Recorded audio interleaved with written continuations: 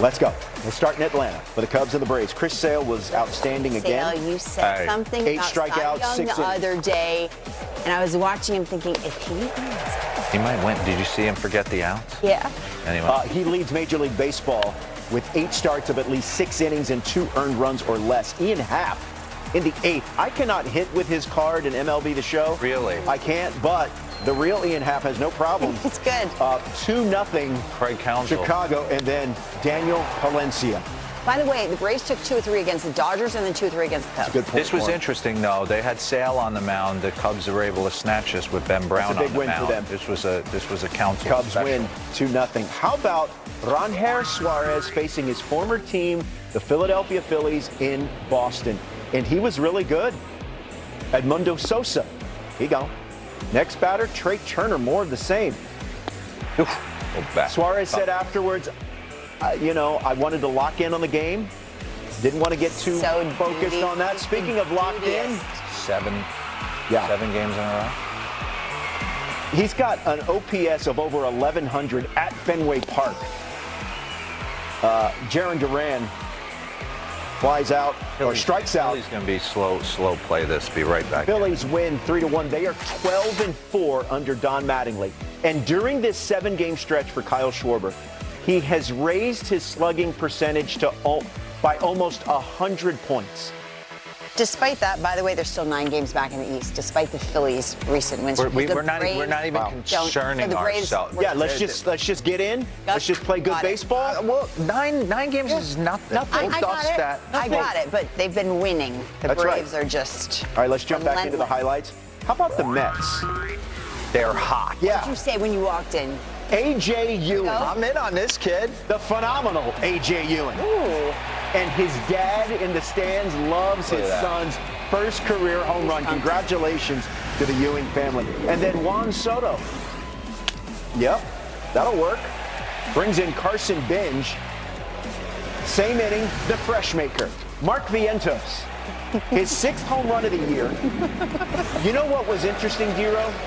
This might have been the most impressive start for Nolan McLean that I've seen because he didn't have his best start, and he still went 7 innings, 3 earned, 93 pitches, 7 strikeouts. Soto again.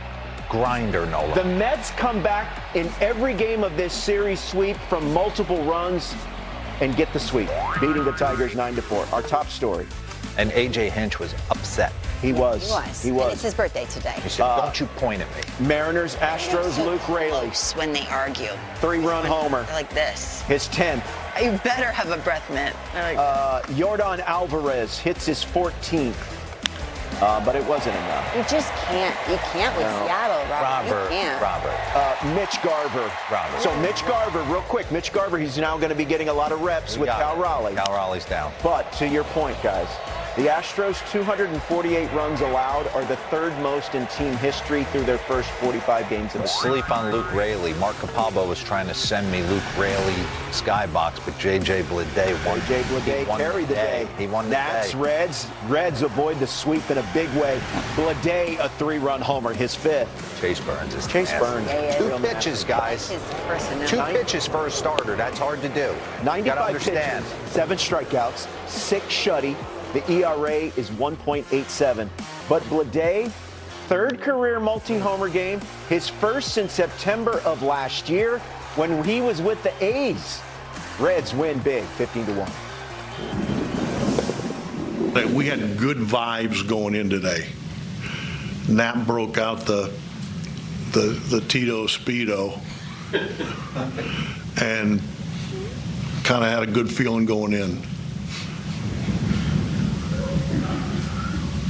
Did that pregame? Is that pregame? That was the whole game.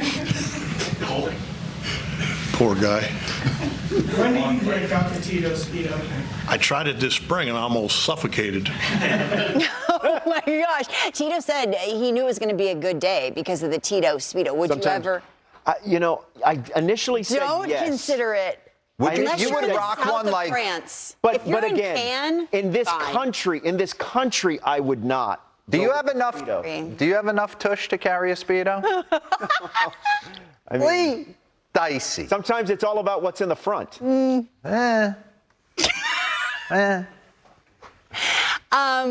In the words of one of our viewers, this is the Fridayest MLB Central in a long time. You know who could rock a Speedo, The guy Lauren? behind you, JJ Bleday. JJ And you have Bleday. said for 12 years, when you're drafted 4th overall, very rarely miss. And There's just too many eyeballs on you in today's game, scout-wise, analytic-wise, combine-wise, everything that goes into it. To get popped in the first 10 picks of the draft. By Derek Jeter, no Any less. given year. Yeah, Derek Jeter going to your SEC games at Vanderbilt and scouting you personally.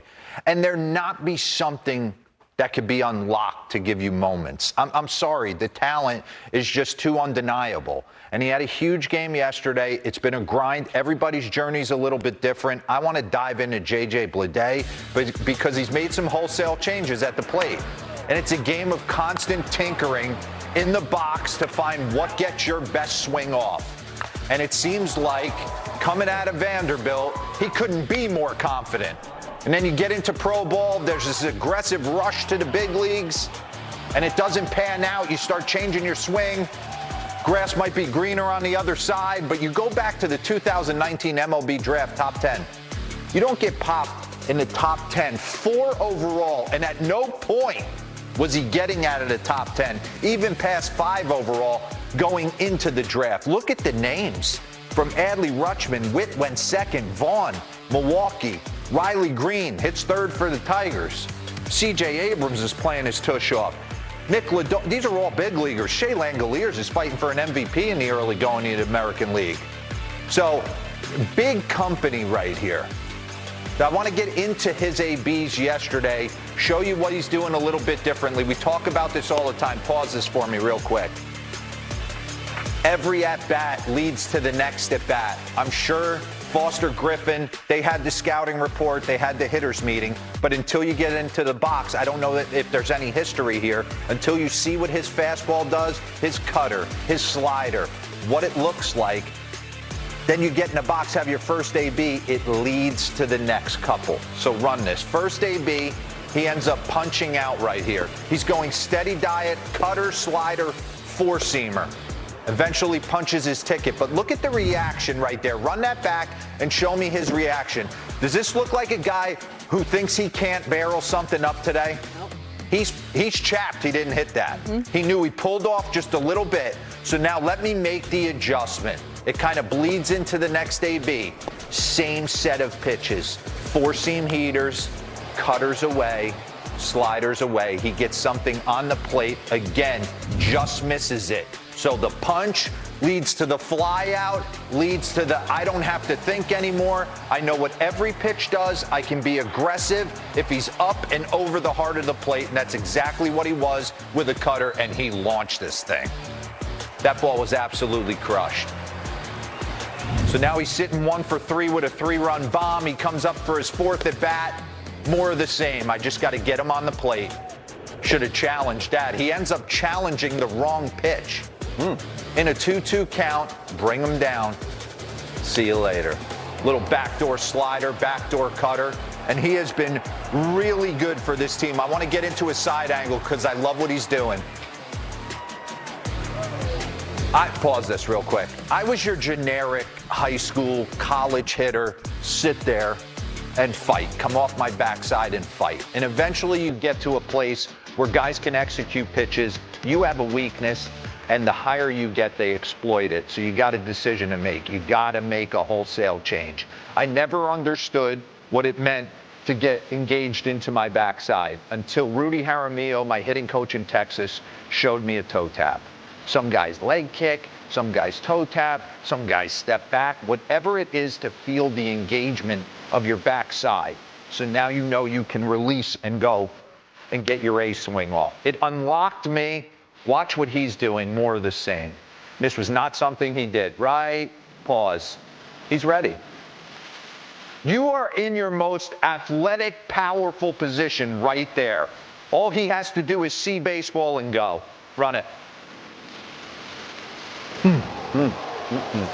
And you can tell, OPS leader since April of 26. Shea Langoliers has got a 12-13. There's JJ Bleday in second with a 12-09. He's hit 6 jacks on the year. Let's rip those real quick. He had a great at-bat against Kiter Montero not too long ago. Bottom 4, they're down 1. Montero, more of the same. Backdoor cutters, sliders, 4-seamers away. So he's just leaning out over, fouls off the tough 1-2 pitch, gets something elevated in his zone, and is able to drive it out. He's playing in a great ballpark to hit into. The ball was flying out yesterday. Breaking ball down from Chris Davinsky, and at PNC, he's going deep. Love the side angle.